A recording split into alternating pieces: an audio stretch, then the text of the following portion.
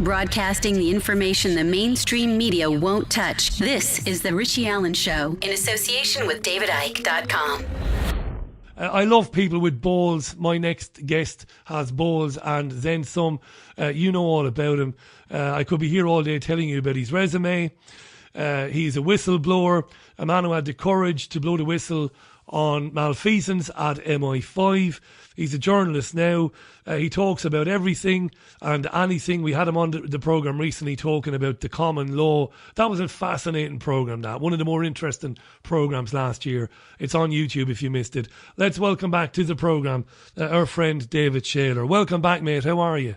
Fine, thanks. Thanks for that introduction, Richie. That was very flattering. Thank you. That's the truth, isn't it? You are out there doing stuff. I don't fish for compliments, me. In fact, I get kind of embarrassed because you know as well as I do. I'm just a gouger, as they say in Dublin, a gouger. I'm a chancer. We talk to people who are out there doing stuff and risking their reputations and risking sometimes their lives, as you did, to get information out there. All I do is provide the platform. Yes, it's good the platform is there, but ultimately we should never get hung up about presenters and reporters. The real heroes are the people out there putting their balls on the line, and that's absolutely true. You've been busy since we last spoke, mate, and it was terrific last time you were on. As I said, that's on YouTube for anybody who missed it. Twitter is going mad. Anybody who doesn't believe me, just put Richie Allen Show, all one word, into Twitter and see that there's huge interest in David coming back on the programme. So the EU referendum talk, David. Well, I suppose like me, you've been fixated by what's been reported and how it's been reported on the BBC and Sky today. It's a Punch and Judy show, mate. We're not surprised that there's very little discussion of the real issues of what really is going on, what the European Union is, what it was set out to do. It's all a big joke, isn't it? Boris versus Dave. What have you made of it today? Well, today is obviously, as you say, it's one big puppet show as usual. It's a distraction. If you go back to the conception of the United States of Europe, we see it in the Protocols of the Elders of Zion first.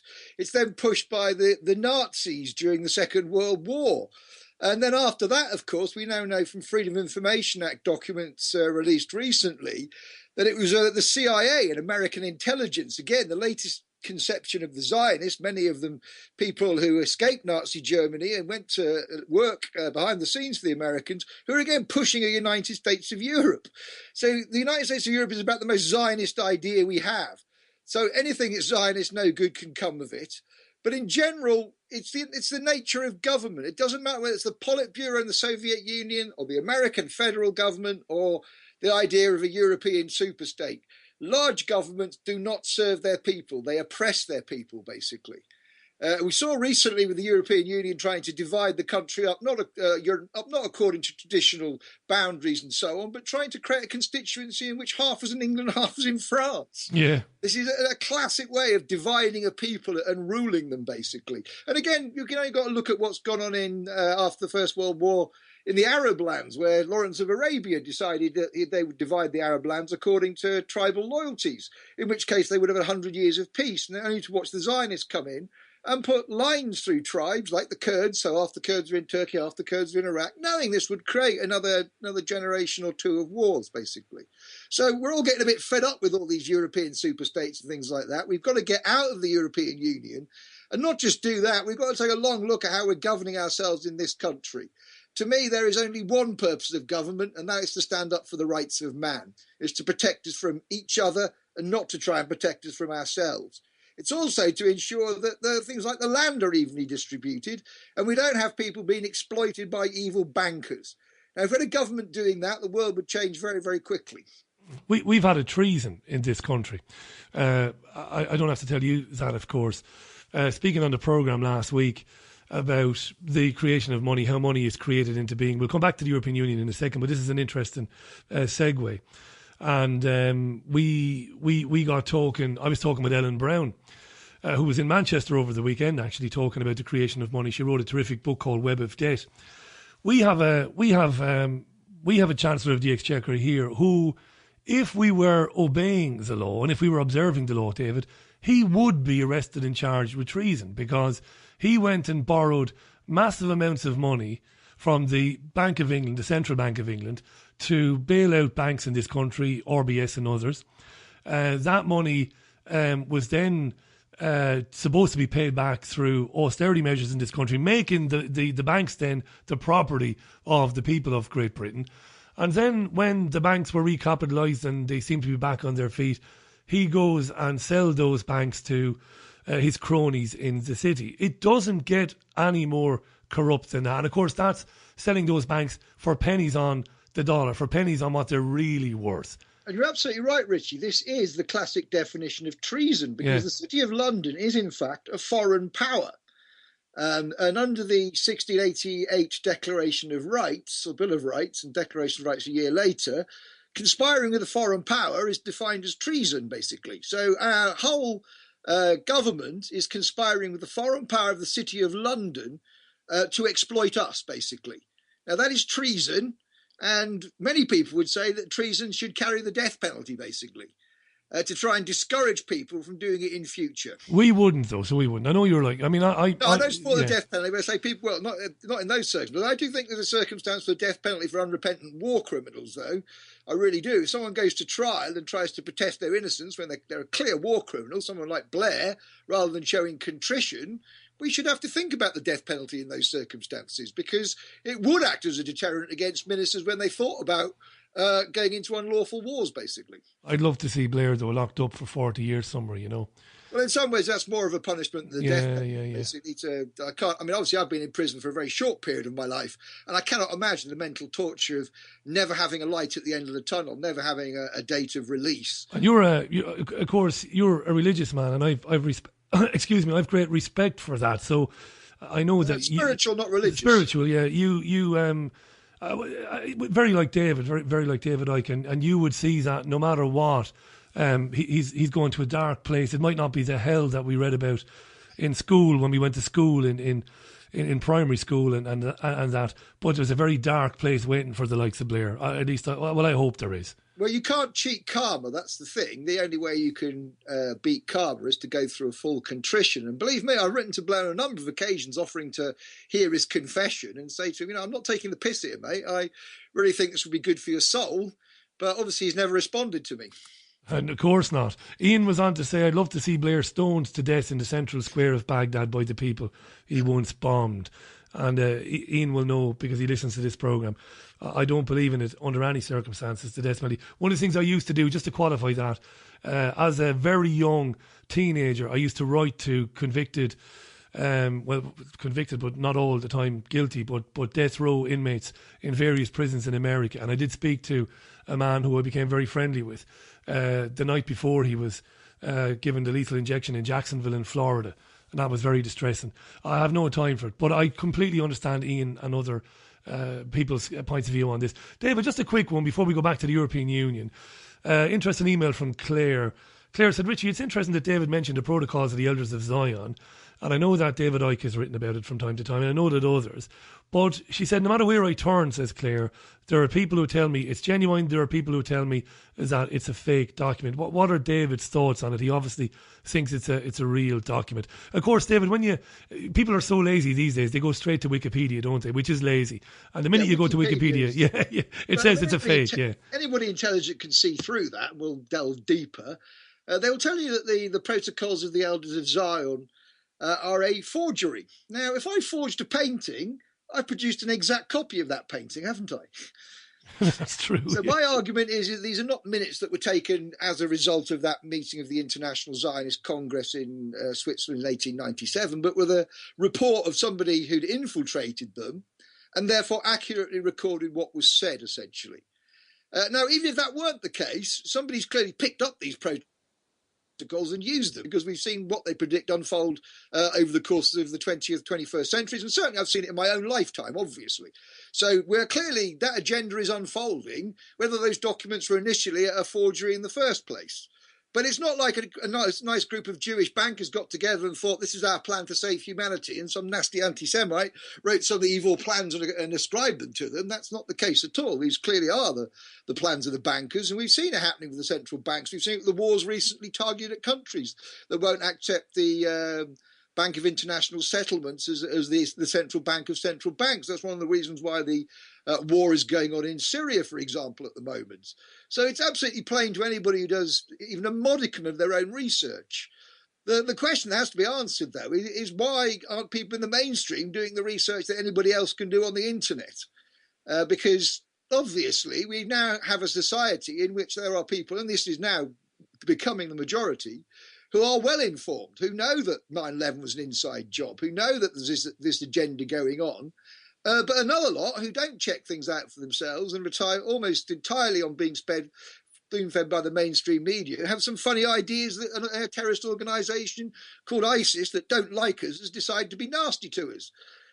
Not that these things were deliberately done by, for example, the UK bombing of, no-fly zones in Libya, the bombing of Libya in 2011, creating a vacuum by removing Gaddafi, and then funding and arming these people who ultimately turned into the ISIS terrorists in Syria. So again, caused by the UK. Every single war, these people armed the Viet Cong before Vietnam. They armed Saddam during the Iran-Iraq war. They armed the Mujahideen, who turned into Al-Qaeda. Now they've armed and trained ISIS. So, again, these are the threats they're saying are the threats. We're not saying these are the biggest threats. This is what they're saying the biggest threats. And every time when you trace, follow the money, as they say in Watergate, it leads right back to the CIA and therefore the Zionists in America. In fact, I'm increasingly convinced now that much of the industrial strife in this country and the problems have been created by the CIA. When I was in MI5, I could meet any other service, even the FBI. I could meet foreign services by myself. If I went to meet the CIA, I had to go with another MI5 officer. Otherwise, they try and recruit me, apparently. Wow. So I had to go along the witness to be able to say, no, they didn't try and recruit him. Right. So that gives you a real insight into the CIA. And the CIA, although it played with American ideas of freedom and democracy, was clearly not that. The CIA has always been following this Zionist agenda of subjugation. They rolled it out first in the States, and now they're trying to roll it out in Europe. And what they really want to do is they want to create a civil war in Europe. That's what they're trying to do at the moment, and create the same circumstances that we've seen in the Middle East in Europe, basically. Loads of tweets coming in. Sean was on to say, Richie, you talked the other day about animal experiments. How about using dodgy MPs and bankers? It makes more sense. And Martin Houston, friend of ours here at the Richie Allen Show, says, love to see Blair in prison forever with 24-hour internet surveillance so we could all watch him.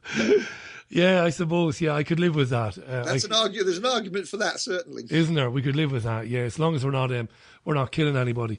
David Shayler is on the line. It's terrific to have him back on the programme. 22 minutes past the hour. You can email Richie at richieallen.co.uk. You can tweet at Richie Allen Show. David, a massive amount of suspicion about this European Union in-out referendum on the 23rd of June. Suspicion coming from our listeners saying that they believe that the Scottish in-out leave the UK referendum was rigged.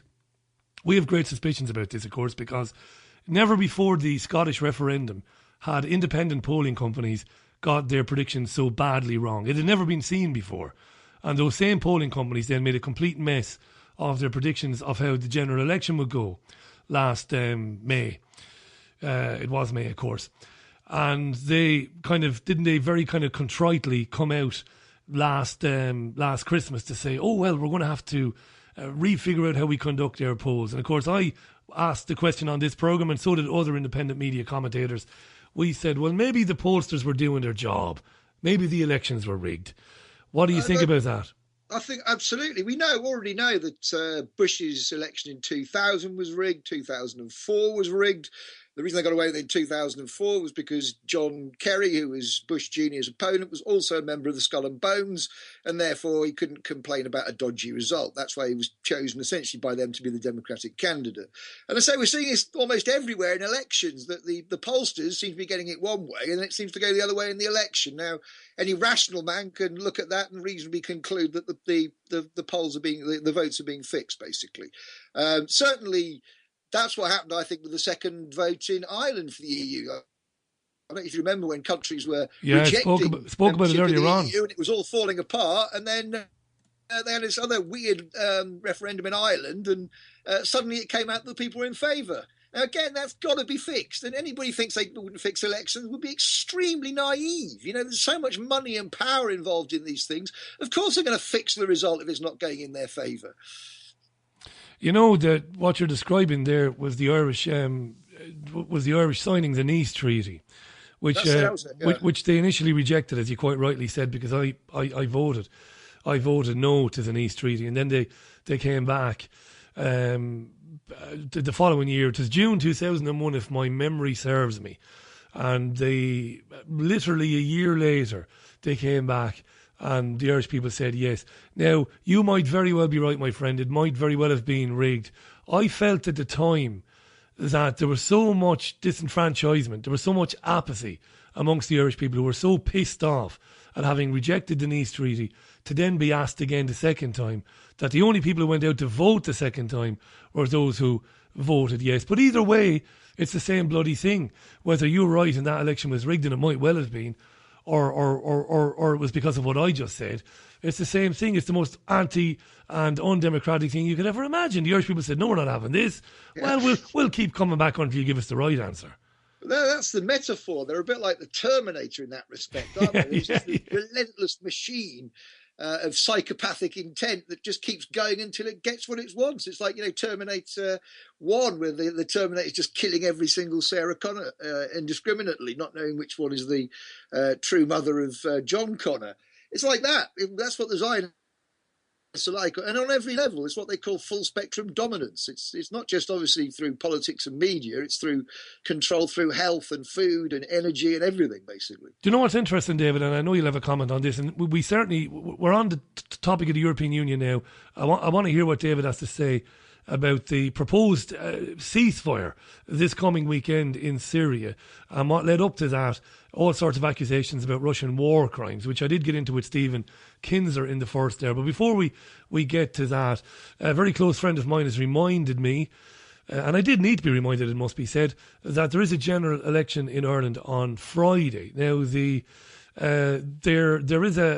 Ireland generally has coalition governments. The government at the moment is headed up by Fine Gael, and everybody will know, who pays attention to politics, the Irish Taoiseach, which is Prime Minister, is Enda Kenny. Thing is, David, amazingly enough, there is no real alternative. Now, I know I'm going to get hammered now by some of our listeners in Ireland. There are wonderful people, individual independent politicians like Ben Gilroy in Ireland, like Claire Daly. I could list them off. Terrific men and women who've been on this programme recently, Boyd Barrett's another one, who are standing up to the austerity, are standing up to the madness of the European project and what it's done to Ireland. But amongst the main parties, David, there is no choice there, because whether it's the Labour Party, whether it's Fianna Fáil, who've held power for most of the time that since 1922, since the Free State was formed, none of these parties are offering any alternative to brutal austerity. None of them. That's what the Irish people are faced with on Friday. A vote for Sinn Féin. Most Irish people have got this. They've got this mental block about voting for Sinn Féin. I'll never understand why, but they won't. A vote for an independent, Irish people think, sure, what's the point in voting for an independent? What difference is it going to make? So we're left with Fine Gael, Fianna Fáil or Labour. And this is a part of a wider problem, isn't it? Yeah. The problem is corporatism, isn't it? The parties have become corporate, and what we need to do is get individual human beings on the ballot paper. We should ban party names on ballot papers, so people get a human being to represent their interests rather than somebody who's subject to a party machine. Again, if we were to do that, things would very quickly change overnight. And if we said political parties had to rely upon funding only from individuals rather than from corporations, again, politics would change overnight. We wouldn't have people in the city essentially bribing political parties to turn a blind eye to their fraudulent activities, which has been going on for a good 15 years now. Simple as that. Alex was on to say, I wonder if they're dissuading us from voting yes to exit by putting revolting people as head of the exit group. That's a brilliant comment by Alex. Chris Grayling and Ian Duncan Smith and Theresa Villiers are heading up the We Should Leave Europe campaign, and they are about the most revolting of the Tories. Yeah, well, this is how they play everything. Yeah. They're not stupid, these people. You don't put someone like Ian Duncan Smith in something without knowing that's going to revile liberal opinion, basically. So it's a way of shoring up the liberal support for the EU. But liberal support for the EU is pretty much ingrained anyway. And again, I'd point you to the protocols and see what they have to say about liberals and the kind of organisations they belong to, the intellectuals and so on, and how in some ways these are the easiest manipulated people by the Zionist agenda. You know, it's amazing you saying that. I mean, whenever Ian Duncan Smith is mentioned, it evokes an image of him screaming with the veins bulging out of his temples when George Osborne is announcing brutal austerity measures for the sick and disabled. And he was caught in that famous picture, which you've seen, David, where he's screaming, yes, yes, yes, as the Chancellor is basically describing horror and misery for the least off in society. This guy is an absolute psychopath. Yeah, of course it makes sense that you put him, right, Dean, you're in the We Must Leave Europe campaign, great stuff, because as you said, people will be repulsed. It's as simple. I shouldn't laugh at this, but sometimes you have to laugh, because if you don't, you start crying. But it does, but it shows that, I mean, obviously the Zionists do have a fairly sophisticated understanding of these things. That's why they play it in that way. They know that in some ways the least thing that's going to move people is reasoned argument. So they use all sorts of other devices, don't they? You know, calling to false idols like patriotism and nationalism and socialism and so on. I mean, one of the things I've heard the left say, oh, it's all about the social chapter and social rights and rights in the workplace if we stay part of the EU. But, you know, that those little rights they give, they'll take away a whole lot more because they're in hock to the bankers. Whatever those rights, and those rights only last for a while. They'll take them away after a while when they get bored with us having them, basically. We've seen how that's happened. I mean, I think that we're in a weird battle at the moment, because when I was growing up, I came from, to start with, a fairly working class background. And the feeling of the people were that Britain was at that time one nation, that if people did have talents, like my father had, and I had the ability to go to university as well, and that was all paid for, that was all well and good, and you were looked after by the state. And all those battles with things like Nazism and communism had all been won. It was the idea that we'd never have to fight for our rights again or see our civilization go through anything like that. So it's almost surreal. I find myself, you know, having to walk through this, seeing a government and a state that keeps making the same basic mistakes over and over again and expecting this to change things. In fact, I just, you know, you say, they are psychopaths, and they must be extremely stupid psychopaths to believe their own propaganda. Simple as. Ian was on to, yeah. So the only way we can approach this, because they won't listen to reasoned argument, and say you've got to act with your wallet, basically. Speak the language of the bankers and get your money out of this thing. Because we're now in a situation where we've come round to, in the economic cycle, where we're 2008 again, basically. Except this time it's 2008 times 10. Or times 100. We just don't know, because all they've done is print money across the world. Now, again, you know, eventually somebody's got to start paying that back. So the whole economic system is about to go down. They're not really warning. They have mentioned it, started to mention it a bit now. I mean, you remember last year they were telling us, you know, what economic miracles were going on and everything else, as they always do, to try and shore up confidence. But now we are on the precipice again. So people, if they've got savings in the bank and things like that, get them out now, get them into things like Bitcoin, get them into actual physical gold, not paper gold, because there's about 100 times as much paper gold on the planet as there is gold. And we all know recently the Germans went to try and get their gold out of Fort Knox, and rather like a scene in the thing Hustle on BBC, the con man show, they were only showing a pallet from a distance, clearly showing that the gold in Fort Knox is not there. So if you're going to have gold, make sure it's physical gold. But so we are on this precipice at the moment. There is an enormous crisis coming on all sorts of levels, to do with things like the environment as well. And if we don't do something now, that's it. We are stuffed, basically. Before we take a quick break and we come back and talk a bit about Russia and the propaganda war on Russia, Stephen Kinzer, by the way, and his outstanding article in the Boston Globe on Friday, which was amazing, because Kinzer wrote this article on Thursday, obviously, filed for publication on Friday. And in the article on Thursday, Kinzer said that the real attacks on the civilians are coming from retreating jihadists being driven out of certain areas by the Syrian army and by the Russian air bombing campaign.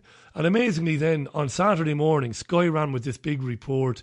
They played it 400 times on Saturday, with Amnesty International claiming that the Russians were committing egregious war crimes. Amnesty actually going as far to say as they were the worst war crimes they've seen in 30 years of reporting on these things. Utter nonsense. We'll come to that in a couple of minutes. On the financial collapse then, Because this has come up so many times recently on the programme, David. Ellen Brown getting into this on the show on Thursday. What about timelines for this? How imminent is this, a complete collapse of fiat currency? When is that going to happen?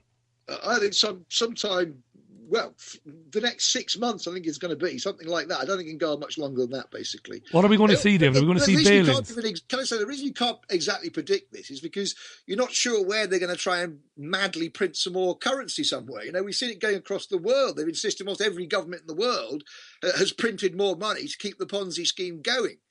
But as I say, as with all Ponzi schemes or bubbles, there comes a point when there isn't money coming in at the bottom anymore, and the whole thing, because it's a whole load of fresh air and built on nothing, collapses almost overnight. So it's very difficult to predict these things because we don't have our fingers on the pulse of what's going on in the Bank of International Settlements or the Bank of England or whatever.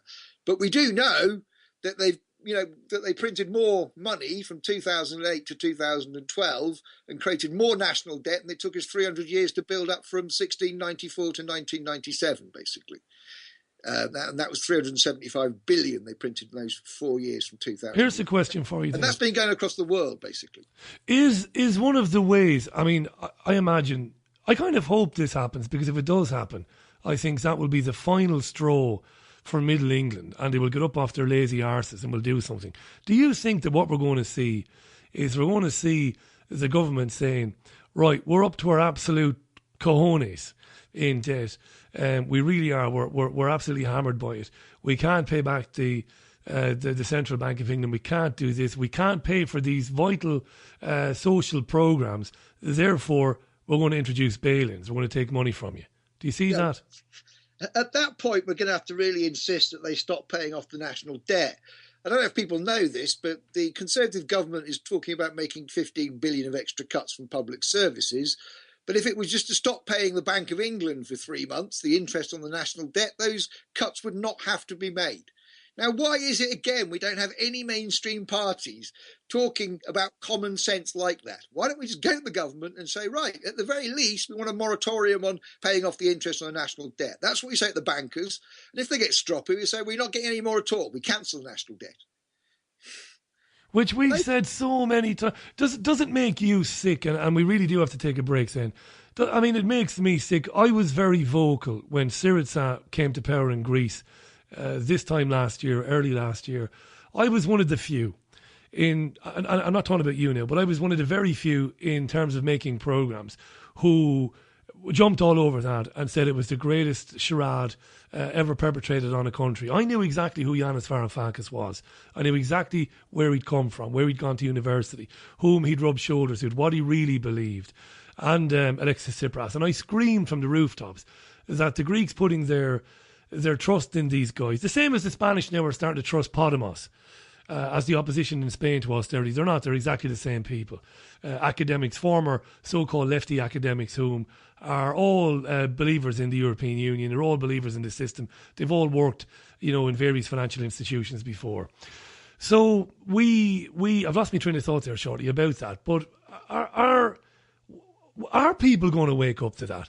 I mean, if they started saying, right, we're going to have to start taking money out of your account now, we're going to tax your bank accounts beyond belief because we really are up to our bloody tits in debt, would that be the final straw, David? Would people say, right, well, you know that, excuse my language now, fuck that, right? I'm heading down to Westminster with 400,000 people and we're going to boot these arseholes out on the street. Would that be it for people? I think so. I think you say most people think with their pockets, don't they? And they've just, they have so wound people up as well in recent years about various things, about the fact they're not investigating crimes against human beings anymore. They're not investigating things like paedophilia properly. They've allowed people in government to get away with assisting torture. So on that moral level, people are outraged as well. Let's not forget that. Brilliant. But people's moral outrage is very often more easily expressed when they know they're going to be hit in the pocket as well. They can then use that as an excuse and say, well, I'd like to pay my taxes, but I'm not going to now because the government's funding war and not prosecuting war criminals. So this is a way forward, comes back to my agenda about not putting money into their coffers. What I aim to create is a website. I've done my own website again, by the way. It's been redesigned, thebookofthelaw.org. But I want to get onto there, just a little video about how you do these things, just the kind of letters you use, the kind of phrases you can use and so on, and then let people get on with it. And I say the people who do it now will be ahead of the curve. The people doing it when things start to collapse will not be in quite the same position to get their money back or whatever. So if you've got money in banks at the moment, get it out, basically. Fantastic. It's a really good time to mention the website again. It's all the W's, www.bookofthelaww.org. It's right there. I tweeted it out. Very quick break. When we come back, more from David. I'll get to more of your comments and your emails. And we'll really only have about 15 minutes then. It's absolutely flown by. Great to have David Shayler back on the programme. Do you want to release the full potential of your soul consciousness and find out how to experience that power in all areas of your life now? Go to livingasyoursoul.com for free guidance with in-depth how-to articles, free healing meditations of creation recordings, free soul solutions, and much, much more. livingasyoursoul.com, making the profound practical.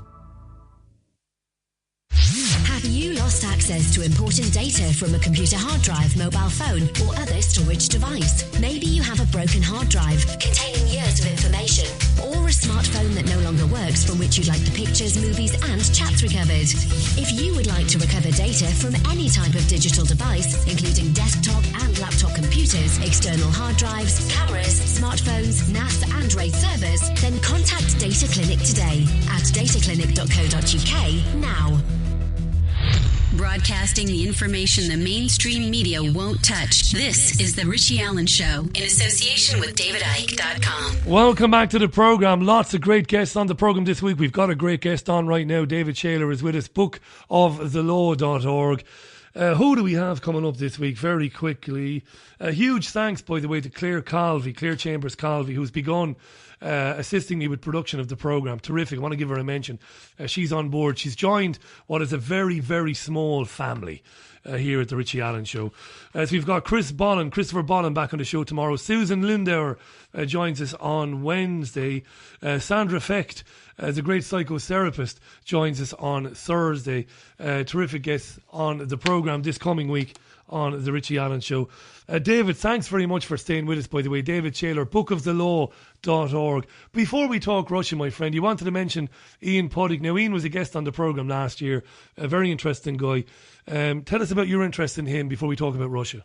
A couple of years ago, I got to know Ian as a result of defending him during his trial process in a common law situation. But Ian actually elected to go to trial. Fortunately, he won at trial. But the background to his story is basically he was a normal bloke, runs his own plumbing business, and his wife had an affair with a director of one of the sister companies of Kroll, which, if people don't know, is the world's biggest private security service, set up by Jules Kroll in 1972. When he sold the company a few years ago, he made $1.5 billion out of it, dollars. So that gives you an idea of the money in private security. Now, Ian obviously didn't realise what he was taking on. It turned out that this guy in this company called Guy Carpenter, who's basically bedding his wife, was doing it on company expenses. So Ian started to expose this without realising what he was up against. And basically what happened was that Kroll conspired with City of London police. We have documentation to prove this that was disclosed at trial, essentially to try and fit Ian up for harassment. They actually got the counter-terrorist squad to carry out a dawn raid of him on a non-violent suspected harassment case, basically. Can you believe that? Yeah. What a waste of public money. And then they lied about finding drugs at his house, which could have been very serious, obviously, but at trial, Michael Walkind, Ian's barrister, just ripped apart this officer called Detective Sergeant John Ellis from City of London Police, showing how clearly he had lied about this. Now, Ian plays this very well. He always plays it for a laugh, and he's got a site now called Class A Drugs for Sale, saying if the police haven't got an order for destroying these drugs they took from my flat, then surely these drugs must be for sale. So he plays it like that. But I'm at the moment on the point of self-publishing the book, basically, possibly on something like lulu.com, and just getting the book out that I wrote about 2 years ago. Which I've gone into all the details. I've checked all the facts. There could be no question that what Ian is saying is absolutely true, that he was a victim of not just a miscarriage of justice, but an enormous conspiracy against him. And, if they can do this to somebody who owns their own business and who is a fairly respected pillar of a community, think what they can do to other people, you know? Really, this is one, again, without wishing to sound patronising, but this is one that might engage Middle England, because it could literally happen to anybody out there. Something could happen, and they could get in, trying to stand up for themselves, in up to their neck before they know it, and the next thing that their lives are destroyed. And believe me, they've tried to destroy Ian's business. They raided him. They took all the computers at one point. He's had denial of service on his website. All the kind of tactics that we know they use against people. Obviously, none of it's managed to. None of it's worked at all. They had about a 2-year campaign against him, and Ian's come out of the other side a stronger man. And now obviously realises, you know, when I first met him and I mentioned things like 9/11 to me, he was one of those people that looked at me like I was completely insane. But now obviously he's looking again for a few years and checking out things like Operation Northwoods and the documentaries and so on. He realises, you know, he's gone on his own personal journey to realise that the world is a very corrupt place, and that nothing we're hearing in the mainstream is true at all. Brilliant to mention, Ian. He was on the programme, I'd say it's about 12 months ago. We must invite him back on because it was very interesting. And I think you're right to say is that it's a story that, you know, could shake up Middle England, because it absolutely could happen to anybody. 15 minutes to the top of the hour. We've got David for just under 10 minutes. And I did want to talk about the claims made by Amnesty International over the weekend, backed up by Sky News, saying that Russia were committing egregious war crimes, the likes of which hadn't been seen for generations in Syria. They were killing innocent people deliberately, and even worse than that, they were returning to bomb the medics or those attending the wounded and the dead. What was interesting about that was we first heard these claims from John Kerry, as the US Secretary of State, about 2 weeks prior to that. We laughed at them then.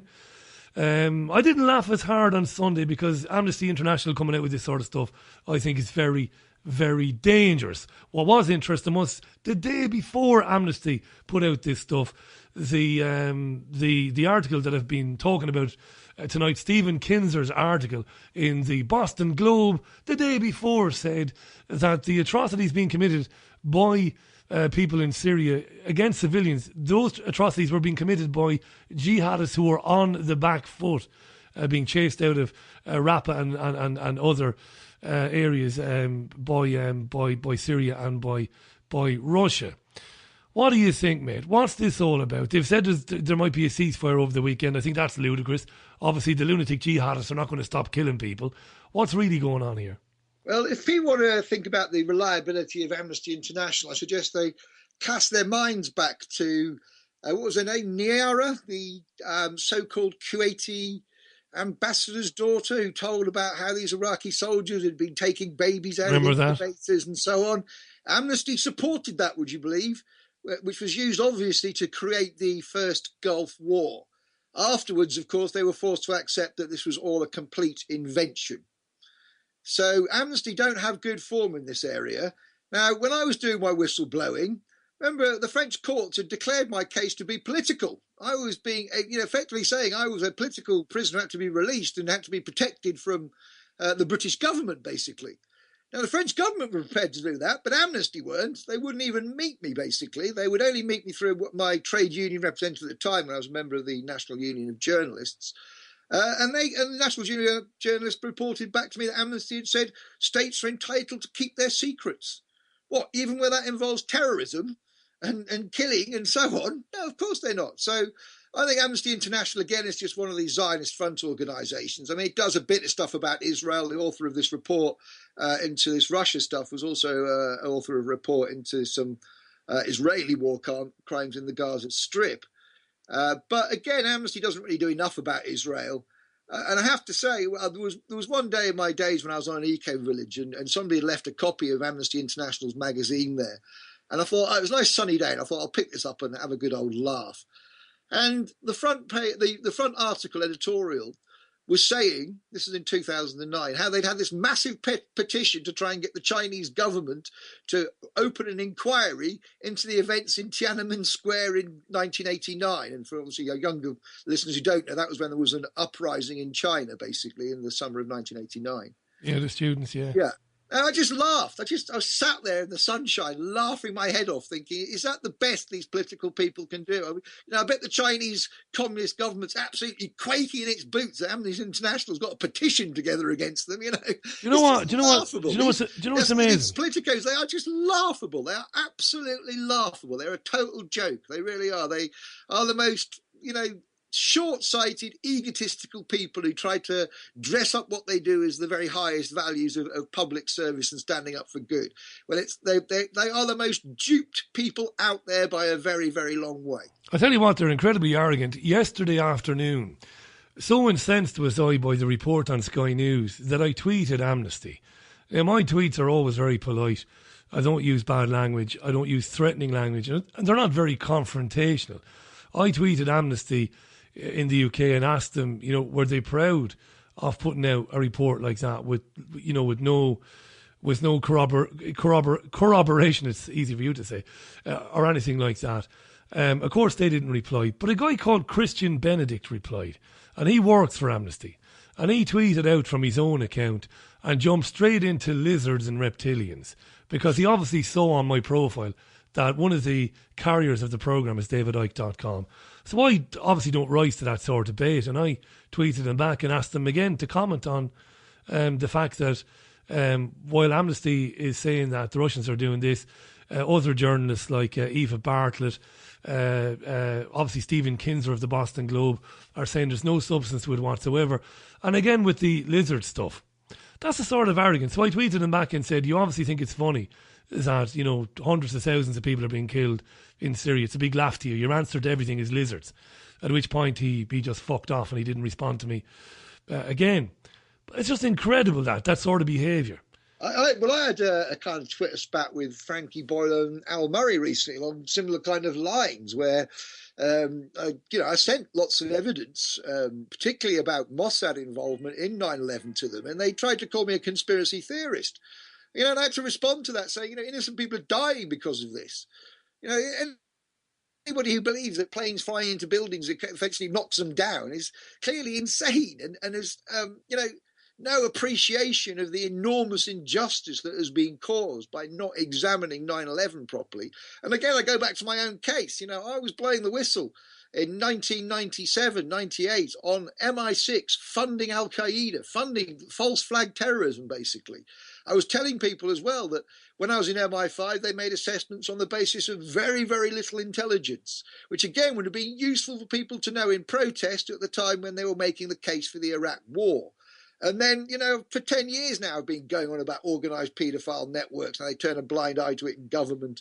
And all that other stuff. We've got to the point where I say it is all coming out now. But it would be useful if these people could get their heads out of their own arses, essentially, the intellectuals, and actually appreciate it doesn't matter who brings the evidence and analysis to the table. People say to me that at one point they said to me, oh, you discredit the movement because you dress as a woman. And I said, it doesn't matter whether I talk about 9/11 and the law, dressed as Dolores or dressed as Dave, or whether I wear a costume with pink spots on it. What matters is the evidence and analysis I bring to the table. Now, why can't the intellectuals understand that? They're supposed to be intellectuals. They're supposed to be people who deal with nothing else other than rational analysis and objectively assessing evidence. Yet they can't do that most basic thing because they've been brought up in a system of thought that only allows them to consider what other famous people think. It doesn't encourage them to use their own minds, own experience to analyse what they're being told. Mate, it's been brilliant having you back on the programme. That's just about where we have to leave it tonight. Go to bookofthelaw.org. It's a fantastic resource, folks. It really is. It isn't the book. It's bookofthelaw.org. I've tweeted it out there. Thanks, mate, for coming on today at short notice. You're welcome back anytime. Always great to have your very, very educated and considered opinion on these matters. I love hearing from you. Stay in touch, and as I said, the door is always open. Thanks so much, Richie. So it's been great to be on again, to get these things out there, and I just hope that people can now start putting pressure on the mainstream media to make sure these ideas are heard in the mainstream. That's what we've got to do now, because there is such a swelling of public opinion out there. I don't think they can ignore us anymore. Amen to that. And if they do, let's go and stand outside the Daily Mail and tell them all about it and make it a personal thing for them, basically. Spot on, mate. Thanks again, David. Great to have you on the line. David Shayler on the line to us there from his home.